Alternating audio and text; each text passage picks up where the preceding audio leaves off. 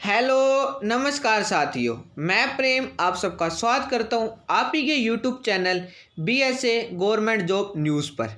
आज इस वीडियो में मैं आपके साथ करंट अफेयर के साथ साथ प्रीवियस ईयर के क्वेश्चन जो आपके रेलवे ग्रुप डी के लिए CGL, CHSL, MTS या SSC GD आपने जो सा भी गवर्नमेंट एग्जाम देना है उसके लिए आपके पेपर के लिए बहुत ही ज़्यादा महत्वपूर्ण होंगे। फाइन, और आइए आज की क्लास आपका शुरू करते हैं।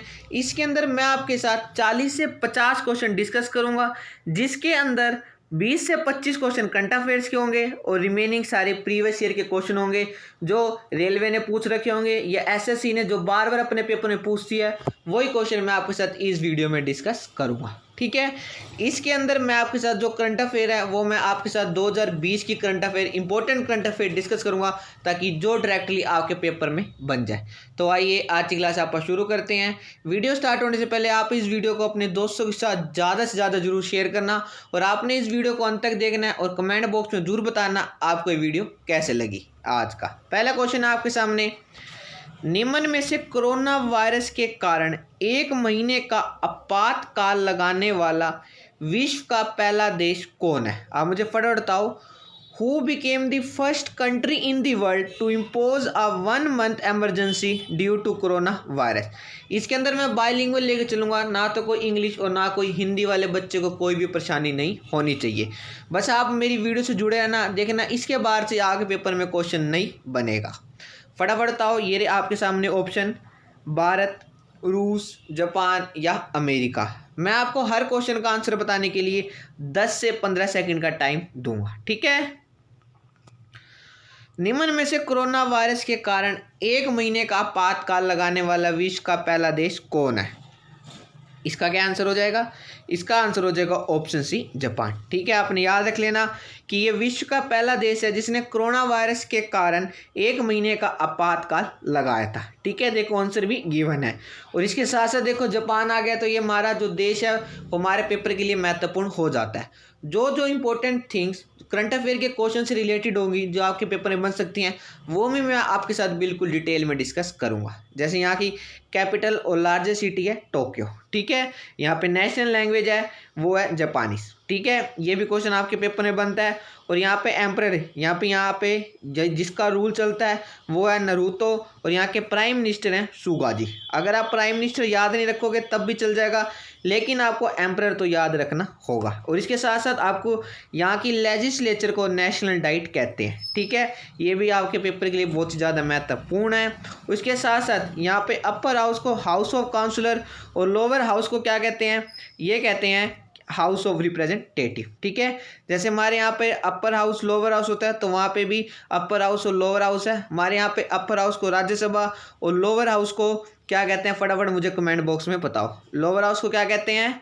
ये सारे बच्चे मुझे कमेंट बॉक्स में बताएंगे। ठीक है, और नेक्स्ट यानी क्वेश्चन नंबर 2 है दोस्तों आपके सामने, निम्न में से भारत के किस राज्य की सरकार ने रेडियो स्कूल सेवा शुरू की है? Which Indian state government has started radio school services? Madhya Pradesh, Haryana, Punjab या गुजरात? ठीक है, आपने ऑप्शन देख लिया। आप एक बार दोबारा क्वेश्चन पढ़ सकते हो। निम्न में से भारत के किस राज्य की सरकार ने रेडियो स्कूल सेवा शुरू की है? इसका क्या आंसर हो जाएगा? इसका आंसर हो जाएगा ऑप्शन ए, मध्य प्रदेश। ठीक है, which Indian state government had started radio school services, तो वो है मध्य प्रदेश यानी MP। फाइन, और देखो जो मध्य प्रदेश राज्य का फॉर्मेशन हुआ था 1 नवंबर 1956 को और यहाँ की कैपिटल यानी राजधानी है भोपाल। ठीक है, जिन बच्चों ने पहले SSC रेलवे जो कुछ ना कोई पेपर दे रखा होगा उनको पता है ऐसे क्वेश्चन बनते हैं। जिन्होंने नहीं दे रखा तो वो देख लें, ऐसे क्वेश्चन SSC रेलवे पूछती है तो आपको पढ़ के जाना होगा। और आपको पता है कि जो एग्जामिनर है अब कोई भी क्वेश्चन डीपली भी जाके पूछ सकता है, ऊपर से भी पूछ सकता है, इसलिए जो आपके पेपर के लिए महत्वपूर्ण होगा वही मैं आपको पढ़ाऊँगा। और यहाँ की लार्जेस्ट सिटी है इंदौर। फाइन, और यहाँ पे गवर्नर यानी यहाँ पे राज्यपाल है आनंदीबेन पटेल, यहाँ पे चीफ मिनिस्टर यानी यहाँ पे मुख्यमंत्री जी हैं शिवराज सिंह चौहान और ये BJP पार्टी के हैं। और इसके साथ साथ यहाँ पे लेजिस्लेचर यूनिकैमरल है यानी यहाँ पे सिर्फ और सिर्फ विधानसभा है, यहाँ पे विधानमंडल नहीं है। और यहाँ की विधानसभा में 230 सीट्स हैं। अब आप सारे बच्चे मुझे बताओ कि वर्तमान में भारत में कितने राज्यों में विधान मंडल है? ये कितने राज्यों में विधानमंडल है? इसका आंसर हो जाएगा 6। ठीक है, सारे बच्चे मुझे 6 के 6 राज्यों के नाम कमेंट बॉक्स में देंगे। मैं आपको जो जो होमवर्क दूंगा सारे बच्चे मुझे उसका आंसर जरूर देंगे। कुछ बच्चे कहेंगे कि सर आंध्र प्रदेश में विधानमंडल नहीं है, लेकिन मैं आपको दोबारा बता दूं कि ये कल मैंने वीडियो प्रोवाइड की थी, उसके अंदर भी बताया था, आज भी बता रहा हूं कि इसमें क्या था। जो आंध्र प्रदेश है उनकी वहाँ की विधानसभा में ये बिल पारित कर दिया गया है कि वहाँ पे जो विधानमंडल है वो डिमोलिश यानी ख़त्म कर दी जाएगी, लेकिन उसके बाद ये बिल जब तक लोकसभा में पास नहीं होगा तब तक वहाँ पे विधानमंडल खारिज यानी ख़त्म डिमोलिश नहीं की जा सकती। इसलिए अगर पेपर में क्वेश्चन बनेगा तो आपको 6 को टिक करना होगा। फाइन। और नेक्स्ट, इसके साथ साथ यहाँ की लोकसभा में 29 सीट्स हैं और यहाँ से राज्यसभा में 11 सीट्स हैं।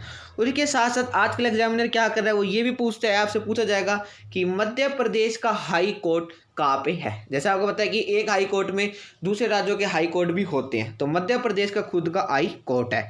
यानी जैसे वहाँ के अगर मध्य प्रदेश के जो भी लोग हैं अगर उनको केस करना है तो वो कहाँ जाएंगे, तो उनका मध्य प्रदेश हाई कोर्ट अलग से है। ठीक है, नेक्स्ट यानी क्वेश्चन नंबर 3 है दोस्तों आपके सामने। हाल ही में निम्न में से किस एयरलाइन ने भारत की पहली कार्गो ऑन सीट उड़ान का संचालन शुरू किया है? Which airline has started operating India's first cargo on seat flight? SpiceJet, SpaceX, IndiGo या एयर इंडिया? ये हाल ही में कौन सी है जिसने एयरलाइन ने भारत की पहली कार्गो ऑन सीट फ्लाइट संचालन शुरू किया है? इसका क्या आंसर हो जाएगा? इसका आंसर हो जाएगा ऑप्शन है स्पाइस जेट। ठीक है, और ये देखो स्पाइस जेट ये कब यानी जो कंपनी कब फाउंड हुई थी, ये हुई थी 2004 में एज अ रॉयल एयरवेज। अगर ये पूछा जाए कि एज अ रॉयल, अगर देखो ऑप्शन में आपको पेपर में देखो यहाँ पे स्पाइस जेट है, वो आपको स्पाइस जेट नहीं देगा, वो रॉयल एयरवेज पूछ लेगा, बच्चे कंफ्यूज हो जाएंगे। तो आपको याद रखना है एज अ रॉयल एयरवेज के नाम से 2004 में फाउंड हुई थी, लेकिन इसकी कमेंस ऑपरेशन यानी इसने काम करना चालू किया था 23 मई 2005 से। फाइन। और यहाँ के इसके मेन हब हैं इंदिरा गांधी इंटरनेशनल एयरपोर्ट जो दिल्ली में है, राजीव गांधी इंटरनेशनल एयरपोर्ट जो हैदराबाद में। ठीक है, आपको पता है एयरपोर्ट से भी हमारे पेपर क्वेश्चन बनते हैं, तो ये दोनों आपको पता है बहुत ही ज़्यादा महत्वपूर्ण है, आप याद रख लेना। और जो स्पाइस जेट है ये बहुत ही लो कॉस्ट एयरलाइन है जिसका हेडक्वार्टर गुरुग्राम हरियाणा में है। ठीक है, और it is the second largest airline in the country by the number of domestic passengers carried with a market share of 13.6% as of March 2019 के तहत। फाइन। और नेक्स्ट यानी क्वेश्चन नंबर 4 है दोस्तों आपके सामने। लॉकडाउन के दौरान सूचना एवं प्रसारण मंत्रालय ने कोविड-19 पर अपडेट जानकारी देने के लिए निम्न में से किस नाम से एक ट्विटर हैंडल लॉन्च किया था? आपको पता है कि कोविड-19 के दौरान जो हमारा सूचना एवं प्रसारण मंत्रालय है उन्होंने एक ट्विटर हैंडल लॉन्च किया था जिससे कि वो लोगों को अपडेट जानकारी प्रोवाइड करते रहे। फाइन। एक बार मैं इंग्लिश में पढ़ देता हूँ, ऑप्शन भी हैं, आप फटाफट ऑप्शन पढ़ के मुझे कमेंट बॉक्स में आंसर दे सकते हैं। During lockdown, Ministry of Information and Broadcasting has launched the Twitter handle under which name to give update information of COVID-19? India Corona, hashtag India Fights Corona या hashtag Corona? इसका क्या answer हो जाएगा? इसका answer हो जाएगा option B hashtag India Fights Corona। Fine हो रहा, ये देखो इसके अंदर। ठीक है, इसका आंसर हो जाएगा ऑप्शन बी। और हाँ, कुछ बच्चे कहते हैं, मैं आपके साथ ज़रा 2 मिनट आपके साथ एक बार डिस्कस करना चाहता हूँ कि कुछ बच्चे ज़्यादा मैथ्स रीजनिंग में फोकस करते हैं। मैं आपको बताऊँ, अगर आपको सिलेक्शन लेना है तो आपको जीएस भी जरूर पढ़ना होगा। कुछ बच्चे जीएस को हल्के में लेते हैं। अगर आप अभी पेपर देख रहे होगे कि जीएस का लेवल कितना बढ़ चुका है।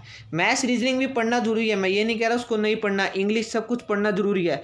मैथ्स रीजनिंग में आप कंसेप्ट समझ के क्वेश्चन कर सकते हो, इसके अंदर आपको हर क्वेश्चन को पढ़ना समझना होगा। ठीक है, इसलिए आपने कोई भी जीके जीएस में कोई भी चिंता नहीं करनी है। मैं आपको ट्रिक्स भी प्रोवाइड करूंगा, मैं आपकी पूरी हेल्प करने के लिए तैयार हूँ, बस आपने इस वीडियो को ज़्यादा सपोर्ट करना है। फाइन। भारत में निम्न में से किसने कोविड-19 के खिलाफ लड़ाई के लिए किसने ऑपरेशन संजीवनी की शुरुआत की है? In India who started operation Sanjeevani for the fight against कोविड-19? इस ऑपरेशन की शुरुआत किसके द्वारा की गई है? आरपीएफ, आईएएफ, आईएफएस या इनमें से कोई नहीं।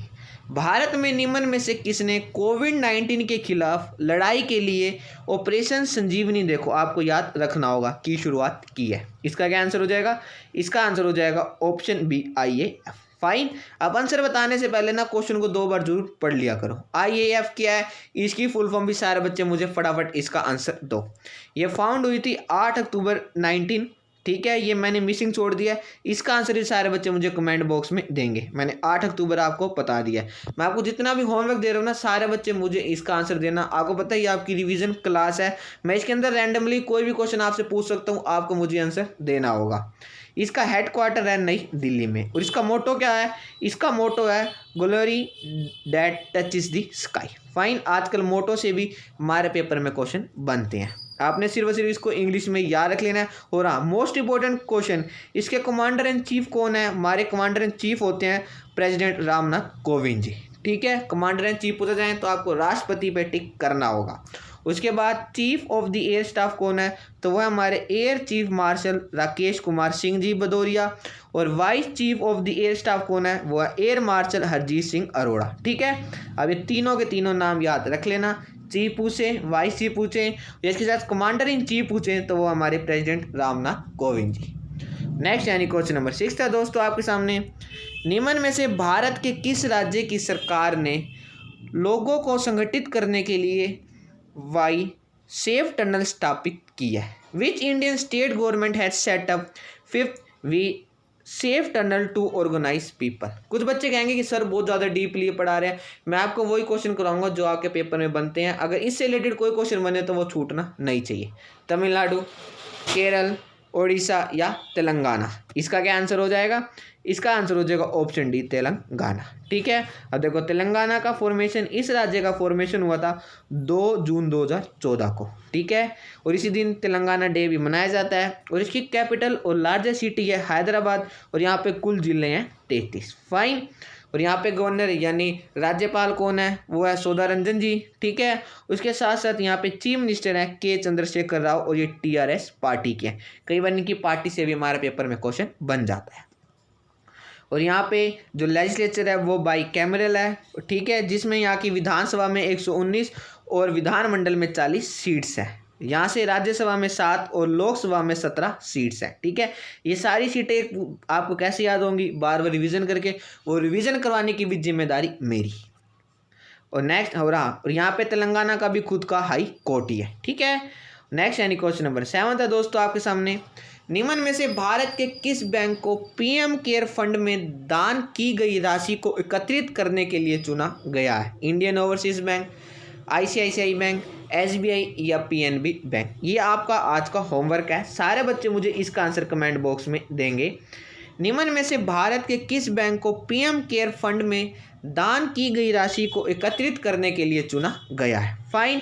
और इसके साथ साथ आप ये देख सकते हैं कि जो इंडियन ओवरसीज बैंक है ये फाउंड हुआ था 10 फरवरी 1937 को। इसका आंसर जरूरी नहीं है कि इंडियन ओवरसीज बैंक की हो, आपने मुझे इसका आंसर बताना है। मैं आपके साथ वैसे इंडियन ओवरसीज बैंक की डिटेल डिस्कस कर रहा हूँ, ठीक है। और इसके फाउंडर थे चैतियर जी। और इसका हेडक्वार्टर कहाँ है? वो है चेन्नई, तमिलनाडु में। फाइन। और यहाँ पे की पीपल, नॉन एक्स चेयरमैन, ये आप याद नहीं रखोगे तब भी चल जाएगा। ये बैंकिंग स्टूडेंट्स के लिए आप इसके MD और CEO जरूर याद रख लेना है। वो हैं प्रताप प्रीतम सेन गुप्ता जी। फाइन। नेक्स्ट यानी क्वेश्चन नंबर 8 था दोस्तों आपके सामने। हाल ही में प्लाज्मा डोनेट करने वाली भारत की पहली महिला कौन बनी है? पहला प्लाज्मा बैंक कहाँ खोला गया था? दिल्ली, मुंबई, अहमदाबाद या गुजरात में? आपके 4 ऑप्शन है, तो आप मुझे इसका आंसर दोगे। और ये भी साथ साथ बताओ, who became India's first women to donate plasma? Smriti Thakkar, Anita Sharma, Dolly Sharma या अनूप कौर? हाल ही में प्लाज्मा डोनेट करने वाली भारत की पहली महिला कौन बनी है? वो बनी है स्मृति ठक्कर जी। फाइन। नेक्स्ट यानी क्वेश्चन नंबर 9 है दोस्तों आपके सामने। निम्न में से ब्रॉडकास्ट ऑडियंस रिसर्च काउंसिल के अनुसार कौन सा चैनल भारत में सबसे ज़्यादा बार देखे जाने वाला चैनल बना है? According to Broadcast Audience Research Council, which channel became the most viewed channel in India? Sony, Doordarshan, Aaj Tak या इनमें से कोई नहीं? इनमें से ऐसा कौन सा चैनल है जो ब्रॉडकास्ट ऑडियंस रिसर्च काउंसिल के तहत भारत में देखे जाने वाला सबसे ज़्यादा बार चैनल है? इसका क्या आंसर हो जाएगा? इसका आंसर हो जाएगा ऑप्शन बी, दूरदर्शन, ठीक है। उसके साथ साथ जो दूरदर्शन का मोटो क्या है? वो है सत्यम शिवम सुंदरम। और इसका हेडक्वार्टर न्यू दिल्ली में है। फाइन। और इसके ओनर कौन है, वो हैं पराशर भारती जी। और इसके साथ साथ इसके की पीपल वर्तमान में सीईओ कौन है, वो है शशि शेखर वेम्पति जी। अब देखो रैंडल में आपके पेपर में क्वेश्चन बनेगा कि दूरदर्शन के सीईओ कौन है। बच्चे कहेंगे कि सर एकदम रैंडमली क्वेश्चन बन गया, और हम भी कहेंगे कि एकदम ऐसा कैसा क्वेश्चन एग्जामिनर ने पूछ लिया, इसने तो कोई लेवल ही नहीं रखा। लेकिन हर चीज़ का लेवल होता है, उसने भी कुछ ना कुछ सोच के पेपर बनाया है। ये देखो दूरदर्शन की बात आई थी तो उसने ये सिंपल क्वेश्चन नहीं उठाया, उसने क्या उठा लिया, उसका मोटो पूछ सकता था, उसका हेडक्वार्टर, उसका ओनर, उसका सीईओ, वो कुछ भी पूछ सकता था। इसके साथ साथ उसकी लॉन्च डेट भी पूछ सकता था, तो वो है 15 सितंबर 1959। आरआरबी यानी रेलवे ने ये क्वेश्चन 3 से 4 बार अपने पेपरों में कम से कम रिपीट कर रखा है। नेक्स्ट यानी क्वेश्चन नंबर 10 है दोस्तों आपके सामने। भारत के किस राज्य की सरकार ने बच्चों को शिक्षा प्रदान करने के लिए प्रज्ञा कार्यक्रम शुरू किया है? Which Indian state government started Pragya programme to provide education to children? Pragya programme किससे संबंधित है? वो है बच्चों को शिक्षा प्रदान करने से। एक क्वेश्चन देखो यही डायरेक्टली बन सकता है।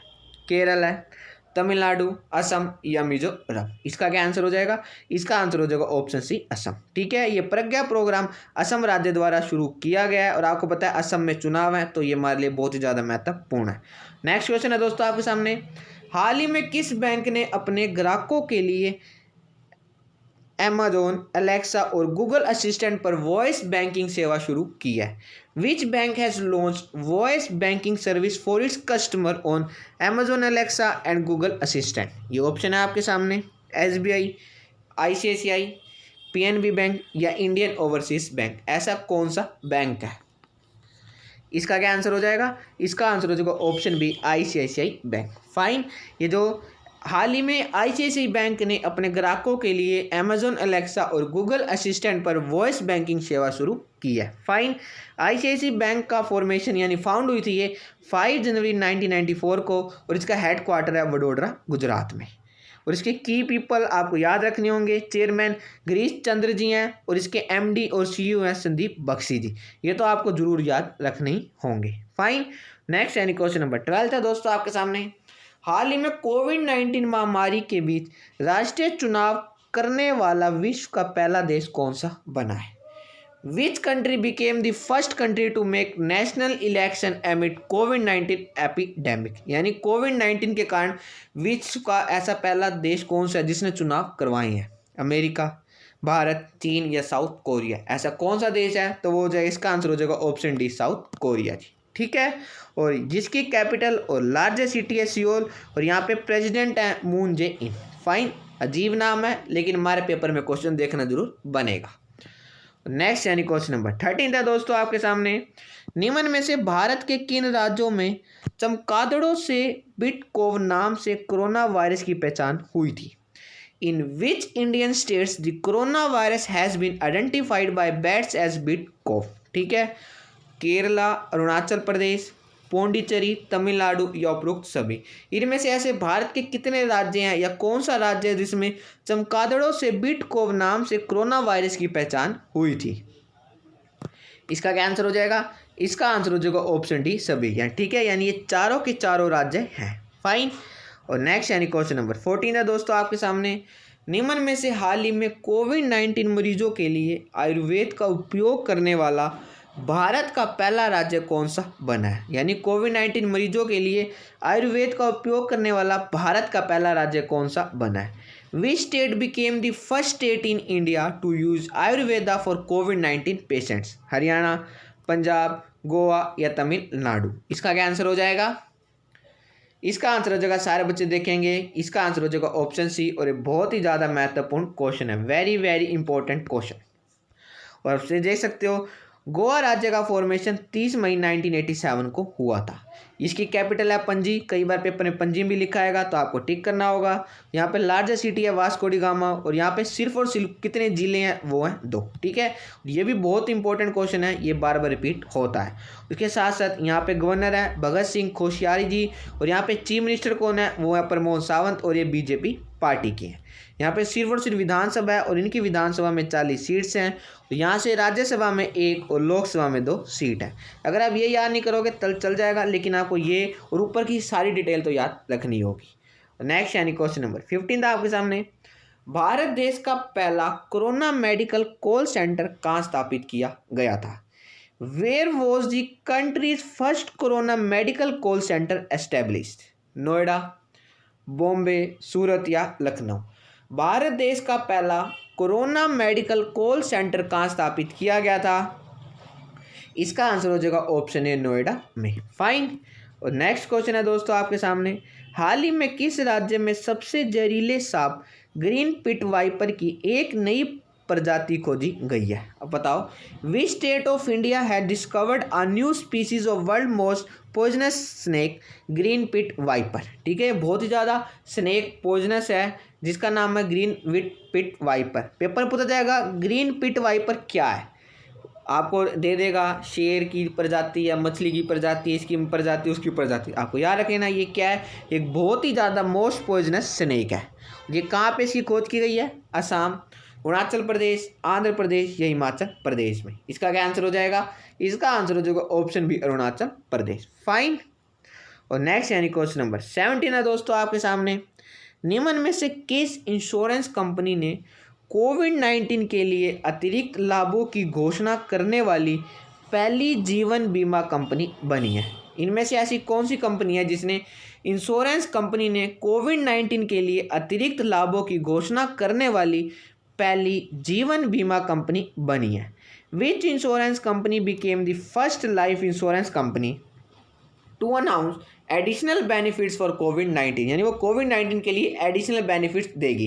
यानी जैसे आपको पता है कि ये कोविड-19 तो अभी आया, तो वो उसको अपने मेडिकल के क्लेम में इसको उन्होंने इंक्लूड कर लिया है। Tata AIA life insurance, LIC general insurance या इनमें से कोई नहीं। इसके आंसर जो ऑप्शन है वो बहुत ही मैंने आसान बनाया, देखो, क्योंकि जनरल इंश्योरेंस तो हो ही नहीं सकता। ठीक है, इनमें से कोई भी नहीं होगा, इन दोनों में से आपको मुझे बताना है। तो इसका क्या आंसर हो जाएगा? देखो, प्राइवेट कंपनी है तो पहले प्राइवेट तो जरूर देगी, आपको फोकस किया जाता है। इसका आंसर हो जाएगा option A Tata AIA life insurance. Fine. Next यानी क्वेश्चन नंबर 18 था आपके सामने, हाल ही में निम्न में से किस देश ने मात्र 10 दिन में यानी 10 दिनों में 4000 बेड का नाइटिंगेल अस्पताल बनाया? Which country in the world has built a 4000 bed Nightingale hospital in just 10 days? चीन, अमेरिका, ब्रिटेन या भारत? ऐसा कौन सा देश है? तो वो है ब्रिटेन। फाइन। और नेक्स्ट और यानी क्वेश्चन नंबर 19 था आपके सामने कि हाल ही में CSIR CMERI ने किस नाम से कम लागत वाला एक रोबोटिक डिवाइस विकसित किया है? By what name CSIR CMERI has developed a low cost robotic device? H card, M card, T card या F कार्ड? मुझे आशा है कि इसका आंसर सही बच्चे सही देंगे, क्योंकि एक ये भी बहुत ज़्यादा महत्वपूर्ण क्वेश्चन बनता है। इसका क्या आंसर हो जाएगा? इसका आंसर हो जाएगा ऑप्शन ए H कार्ड। ठीक है, और इसकी फुल फॉर्म क्या है? इसकी फुल फॉर्म है hospital care assistive robotic device. और नेक्स्ट यानी क्वेश्चन नंबर 20 है दोस्तों आपके सामने, भारत के निम्न में से किस प्रौद्योगिकी संस्थान ने कम लागत वाले फेस शील्ड को विकसित किया? अब सारे बताओ कि इनमें से ऐसा कौन सा भारत का इंस्टीट्यूट ऑफ टेक्नोलॉजी है जिसने कम लागत वाले फेस शील्ड को विकसित किया है? Which Indian institute of technology has developed a low cost face shield? IIT Delhi, IIT Bombay, IIT Roorkee या IIT गुजरात? इसका क्या आंसर हो जाएगा? इसका आंसर हो जाएगा option C IIT Roorkee. Fine. Next यानी क्वेश्चन नंबर 21 है दोस्तों आपके सामने, ऑक्सफोर्ड ट्रैकर की रिपोर्ट के अनुसार निम्न में से हाल ही में कोविड-19 से लड़ने के लिए दुनिया का सबसे बेहतर देश कौन बना है? According to an Oxford tracker report, who became the best country in the world to fight कोविड-19? मुझे आशा है कि इसका आंसर सही बच्चे ज़रूर से ज़रूर सही देंगे। अमेरिका, चीन, फ्रांस या भारत? आप क्वेश्चन को दोबारा पढ़ सकते हो, इसके लिए मैं आपको मात्र 10 सेकंड दूंगा, आप फटाफट मुझे इसका आंसर सारे बच्चे चैट बॉक्स में दो। इसका क्या आंसर हो जाएगा? इसका आंसर हो जाएगा हमारा प्यारा भारत। फाइन। जो भारत है, हमारा प्यारा भारत, ये ऑक्सफोर्ड ट्रैकर की रिपोर्ट के अनुसार कोविड-19 से लड़ने के लिए दुनिया का सबसे बेहतर देश बना है। और नेक्स्ट यानी क्वेश्चन नंबर 22 है दोस्तों आपके सामने, हाल ही में उच्च न्यायालय ने वीडियो कॉन्फ्रेंसिंग के जरिए अदालती कार्रवाई को शुरू करने वाला भारत का पहला राज्य कौन सा बना है। यानी जो हाई कोर्ट में जो अदालती कार्रवाई होती है या पेशी वगैरह होती है वो वीडियो कॉन्फ्रेंस के जरिए होगी। यानी घर बैठे ही जो आप देखा होगा ना कि वीडियो के तहत ही वो कॉन्फ्रेंस हो जाएगी। तो उसको शुरू करने वाला भारत का पहला राज्य कौन सा बना है। High court became the first state in India to initiate court proceedings through video conferencing. Haryana, Uttar Pradesh, Punjab या गुजरात। इसका क्या आंसर हो जाएगा। इसका आंसर हो जाएगा ऑप्शन बी उत्तर प्रदेश। यहाँ के सीएम कौन है, वो है हमारे योगी आदित्यनाथ जी। और यहाँ पे गवर्नर कौन है, ये आपका होमवर्क है। सारे बच्चे मुझे फटाफट इसका आंसर दो। फाइन। नेक्स्ट यानी क्वेश्चन नंबर 23 है दोस्तों आपके सामने। हाल ही में भारत के किस मंत्रालय ने #MyBookMyFriend अभियान शुरू किया है। Which ministry of India has started the #MyBookMyFriend campaign. मानव संसाधन विकास मंत्रालय, विदेश मंत्रालय, वित्त मंत्रालय या सड़क परिवहन मंत्रालय। #MyBookMyFriend कैंपेन निम्न में से किस मंत्रालय द्वारा शुरू किया गया है। इसका क्या आंसर हो जाएगा। इसका आंसर हो जाएगा ऑप्शन ए मानव संसाधन विकास मंत्रालय। ठीक है। और इस मंत्रालय के उत्तरदायी मंत्री यानी यह मंत्रालय किसको दिया गया, तो वो है डॉक्टर रमेश पोखरियाल जी को। फाइन। नेक्स्ट यानी क्वेश्चन नंबर 24 है दोस्तों आपके सामने। हाल ही में भारत का कौन सा राज्य है कोविड-19 का रैपिड परीक्षण करने वाला पहला राज्य बना है। Which state of India became the first state to conduct a rapid test of कोविड-19। राजस्थान, तमिलनाडु, ओडिशा या आंध्र प्रदेश। अब फटाफट मुझे सारे बच्चे इसका आंसर चैट बॉक्स में देंगे। मुझे आशा है कि आपको वीडियो अच्छी लग रही होगी। अगर आपको वीडियो अच्छी लग रही है तो आप इस वीडियो को लाइक करो, ज़्यादा से ज़्यादा अपने दोस्तों के साथ शेयर करो ताकि और ही बच्चे हमसे जुड़ सकें। इसका क्या आंसर हो जाएगा। इसका आंसर हो जाएगा ऑप्शन ए राजस्थान। ठीक है। और नेक्स्ट यानी क्वेश्चन नंबर 25 है दोस्तों आपके सामने। निम्न में से किस स्पेस एजेंसी के इंजीनियरों ने यानी जो इंजीनियर्स थे उन्होंने कोविड-19 मरीजों के इलाज के लिए वाइटल वेंटिलेटर विकसित किया है। Engineers of which space agency have developed vital ventilator for the treatment of covid patient. इसके अंदर बताना है कि एक वेंटिलेटर है जिसका नाम वाइटल दिया गया है, वो निम्न में से किस एजेंसी के इंजीनियर्स द्वारा डेवलप यानी विकसित किया गया है। स्पेसएक्स, नासा, इसरो या TCS। इसका क्या आंसर हो जाएगा। इसका आंसर हो जाएगा ऑप्शन बी नासा। फाइन। और देख सकते हैं नासा फॉर्म हुई थी 29 जुलाई 1958 को, जिसका हेडक्वार्टर है वाशिंगटन DC में। ठीक है। उसके साथ साथ इसका मोटो है for the benefit of all. Fine. और नेक्स्ट यानी क्वेश्चन नंबर 26 है। अब आपके प्रीवियस ईयर के क्वेश्चन शुरू हो चुके हैं। ठीक है। जितने भी मैं आपको क्वेश्चन करवाऊंगा 15 से 20 वो सारे के सारे प्रीवियस ईयर के क्वेश्चन हैं जो आपने SSC, रेलवे, जो CGL, CHSL, MTS ये बार बार इन्होंने पूछ रखे हैं, वही क्वेश्चन मैं आपके साथ डिस्कस करूंगा। GD। ठीक है। समांतर अर्थव्यवस्था काला धन का अस्तित्व है। अर्थव्यवस्था को अधिक प्रतिस्पर्धा बनाता है, मौद्रिक नीतियों को कम प्रभावी बनाता है, आय और धन के बेहतर वितरण को सुनिश्चित करता है या उत्पादक निवेश में वृद्धि सुनिश्चित करता है। अब बताओ जो समांतर अर्थव्यवस्था जो काला धन होता है का अस्तित्व डैश है। ठीक है। आपको फटाफट मुझे इसका आंसर देना होगा। अब मैं आपको इनके आंसर बताने के लिए 20 से 25 सेकंड दूंगा। फाइन। इसका क्या आंसर हो जाएगा। इसका आंसर हो जाएगा ऑप्शन बी मौद्रिक नीतियों को कम प्रभावी बनाता है। ठीक है। अगर आपको इकोनॉमिक्स में कोई दिक्कत हो तो आप मुझे कमेंट बॉक्स में बता देना। मैं आपके साथ इकोनॉमिक्स की सब्जेक्टिव वाइज या ऑब्जेक्टिव वाइज क्वेश्चन मैं आपके साथ डिस्कस कर लूँगा ताकि जो जो क्वेश्चन आगे पेपर में बनने आते हैं उससे आपको कोई भी परेशानी नहीं होनी चाहिए। ये क्वेश्चन भी अगर आपको बने तो मुझे आशा है कि अब आप इसको कभी गलत नहीं करोगे। नेक्स्ट यानी क्वेश्चन नंबर 27 है दोस्तों आपके सामने। गरीबी हटाओ और न्याय के साथ विकास डैश के प्रमुख उद्देश्य थे। योजना अवकाश, चौथी पंचवर्षीय योजना, रोलिंग प्लान या 5वीं पंचवर्षीय योजना। कुछ बच्चे कहेंगे कि सर अब तो नीति आयोग आ गया है, 5 ईयर प्लान तो नहीं रहा, लेकिन ये क्वेश्चन हमारे पेपर में बनता है और देखो बना भी हुआ है, इसलिए मैं आपके साथ इसको डिस्कस करूंगा। सबसे पहले आपको पता है 15 सितंबर हर साल 15 सितंबर को इंजीनियर्स डे सेलिब्रेट किया जाता है। अब आपको सर ये क्यों डिस्कस करो, ये इससे रिलेटेड है, अभी मैं आपको बताता हूँ। ठीक है। क्योंकि जो हमारी हिस्ट्री ऑफ इकोनॉमिक प्लानिंग है उसके अंदर 1934 को यानी इकोनॉमिक प्लानिंग कहाँ से शुरू हुई थी। 1934 को M विश्वेश्वरैया एक इंजीनियर थे, उन्होंने सबसे पहले 10 साल यानी 10 ईयर प्लान बनाया था भारत के लिए। ठीक है, या मैं आपको एक बार नाम लिख देता हूँ, एम विश्वेश्वरैया जी। ठीक है, ये इनका नाम है। आप यहाँ 1-2 बार पढ़ लोगे आपको याद हो जाएगा। और ये इंजीनियर थे, इसलिए इसी दिन ही हर साल 15 सितंबर को इंजीनियर्स डे मनाया जाता है। ठीक है, सबसे पहला पॉइंट आपने यहाँ रखना है। और ये इनके नाम पे ये 15 सितंबर को हर साल मनाया जाता है। फाइन। और इसका क्या आंसर हो जाएगा? इसका आंसर हो जाएगा ऑप्शन डी, 5वीं पंचवर्षीय योजना। एक तो मैं और महत्वपूर्ण पॉइंट आपके साथ इसके डिस्कस कर लेता हूँ। प्लानिंग कमीशन कब बना था? ये 15 मार्च 1950 को बना था। फाइन। और एक नॉन कॉन्स्टिट्यूशनल और नॉन स्टैच्यूटरी बॉडी है जिसके चेयरमैन हमारे प्रधानमंत्री जी होते थे। कभी कभी ये क्वेश्चन भी हमारे पेपर में बन जाता है। सबसे पहला हमारा 5 ईयर प्लान, ये हमने कहाँ से बोरो किया था? ये हमने रसिया से बोरो किया था। ठीक है, ये प्लान हमने कहाँ से प्राप्त लिया गया था? ये हमने रसिया से लिया था। और इसमें क्या आता है, जो हमारा फर्स्ट 5 ईयर प्लान है ये कब से कब तक चला था? ये चला था हमारा 1 अप्रैल यानी 1 अप्रैल 1951 से ये चला था हमारा 31 मार्च 1956 तक। ठीक है, ये हमारे पेपर में पूछा जाता है, तो आप जरूर याद रखेंगे। और ये जो हमारा फर्स्ट 5 ईयर प्लान है ये कौन से मॉडल पर आधारित था? तो वो था हेरल्ड डोमोर मॉडल। फाइन। ये सारे क्वेश्चन बहुत बार हमारे पेपर में पूछे जाते हैं।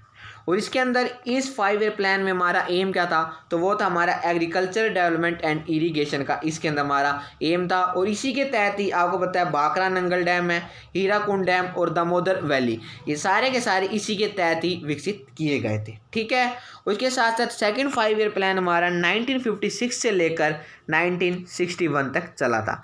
इसके अंदर हमारा एम था इंडस्ट्रियल डेवलपमेंट। फाइन। ठीक है, ये सारे महत्वपूर्ण पॉइंट हैं, आप इन सबको जरूर याद रख लेना। और नेक्स्ट यानी क्वेश्चन नंबर 28 है आपके सामने।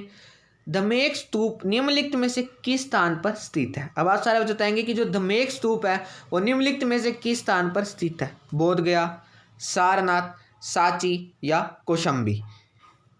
धमेक स्तूप निम्नलिखित में से किस स्थान पर स्थित है? इसका आंसर हो जाएगा ऑप्शन बी, सारनाथ में। ठीक है, देखो अब सारनाथ की बात हुई है तो हम यहाँ पे बुद्धिज्म यानी गौतम बुद्ध की भी बात जरूर करेंगे। ठीक है, गौतम बुद्ध ने अपना पहला उपदेश कहाँ पे दिया था? ये उन्होंने सारनाथ यूपी में दिया था। और इनके सरमन यानी उपदेश की लैंग्वेज क्या होती थी? वो होती थी पाली। ठीक है, ये सारी बातें आप जरूर याद रख लेंगे। और गौतम बुद्ध का जन्म कब हुआ था? इनका जन्म हुआ था 563 BC में। कहाँ पे हुआ था? एट लुम्बिनी नियर कपिलावस्तु, नेपाल में। ठीक है, ये सारी बातें आपने याद रख लेनी है। और इनका चाइल्डहुड यानी बचपन का क्या नाम था? वो था सिद्धार्था। ठीक है, मैं ज़्यादा डिटेल में डिस्कस नहीं करूँगा, जो महत्वपूर्ण पॉइंट है वही आपके साथ डिस्कस करूँगा। फाइन। और इसके साथ साथ अब गौतम बुद्ध की बात हुई है तो जैनिज्म की भी जरूर बात होगी, जिसके अंदर 24 तीर्थंकर थे। यानी जैनिज्म कहते थे कि इनके 24 गुरु हैं। ठीक है, तीर्थंकर कह लो या गुरु कह लो, एक ही बात है। और अगर ये पूछा जाए कि जैनिज्म यानी जैन धर्म के फाउंडर कौन है, तो वो है ऋषभ देव। और ऋषभ देव को ही फर्स्ट तीर्थंकर माना जाता है। ठीक है, और अगर ये पूछा जाए कि 23rd यानी 23वें तीर्थंकर कौन है, तो वो है परशुनाथ जी। और 24वें तीर्थंकर कौन है, तो वो है महावीर स्वामी। ये तीनों के तीनों क्वेश्चन बहुत बार पेपर में पूछे जाते हैं। फाइन, तीनों आपने जरूर याद रख लेने हैं। और अब महावीर स्वामी जी का जन्म कब हुआ था? इनका जन्म हुआ था 540 BC में। कहाँ पे? कुंडाग्राम नियर वैशाली, बिहार में। ठीक है, और इनके चाइल्डहुड यानी बचपन का क्या नाम था? इनके बचपन का नाम था वर्तमान। मैं आपको इसलिए सारी बातें लिख के दे रहा हूँ, अगर कोई बच्चा इनको लिखना चाहता है तो लिख सकता है। ठीक है, वैसे आपको इसकी PDF हमारे टेलीग्राम ग्रुप में मिल जाएगी और इसका लिंक मैं आपको डिस्क्रिप्शन बॉक्स में भी प्रोवाइड करवा दूंगा। फाइन। और इसके साथ साथ आपने महावीर स्वामी जी की एक इंपॉर्टेंट बात याद रख लेनी है। इन्होंने अपना पहला सरमन यानी पहला उपदेश पावापुरी बिहार में ही दिया था, जिसको पावा या पावापुरी दोनों में से एक ऑप्शन मिलेगा, आप टिक कर लेना। और इनके सरमन यानी उपदेश में लैंग्वेज होती थी वो होती थी प्राकृत। ठीक है, और उनकी पाली और इनकी प्राकृत, आपने दोनों में से किसी में भी कंफ्यूजन नहीं करनी है। फाइन। और नेक्स्ट यानी क्वेश्चन नंबर 29 है दोस्तों आपके सामने। असहयोग आंदोलन कब से कब तक चलाया गया था? अप्रैल 1920 से फरवरी 1922, सितंबर 1920 से अप्रैल 1922, जून 1920 से दिसंबर 1922, दिसंबर 1920 से जून 1922। आप फटाफट ऑप्शन को पढ़ो और बताओ असहयोग आंदोलन कब से कब तक चलाया गया था।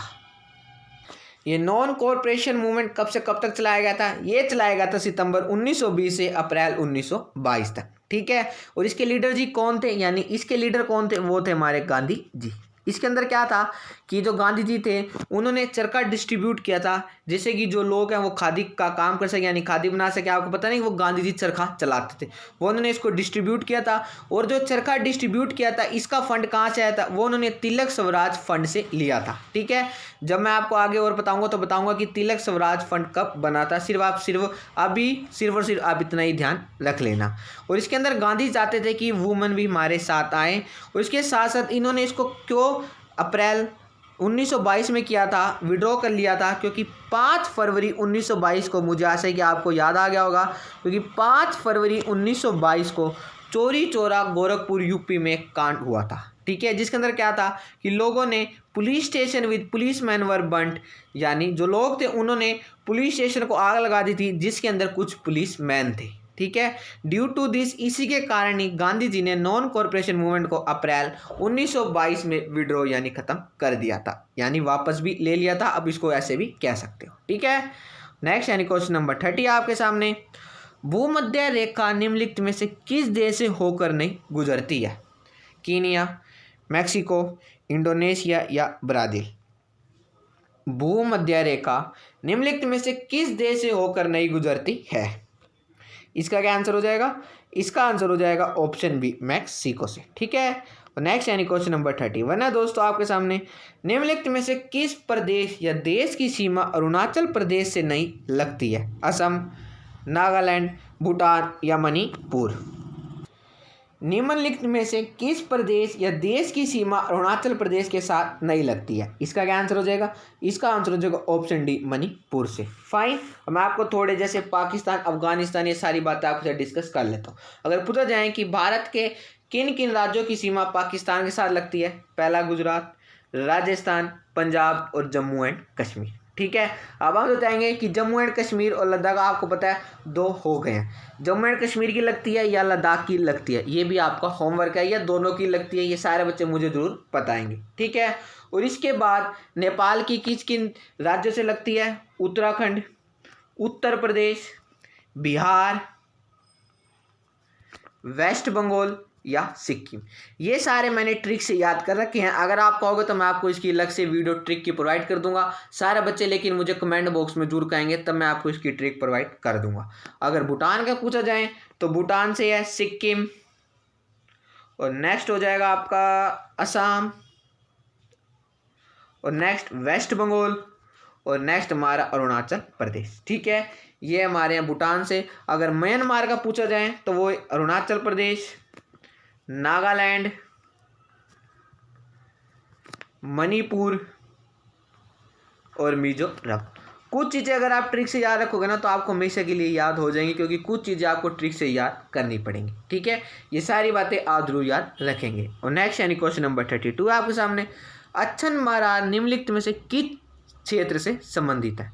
वाक संगीत, नृत्य, पेंटिंग या लेखन? ये महाराज निम्नलिखित में से किस क्षेत्र से संबंधित है? इसका आंसर हो जाएगा ऑप्शन बी, नृत्य से। नेक्स्ट यानी क्वेश्चन नंबर 33 है दोस्तों आपके सामने।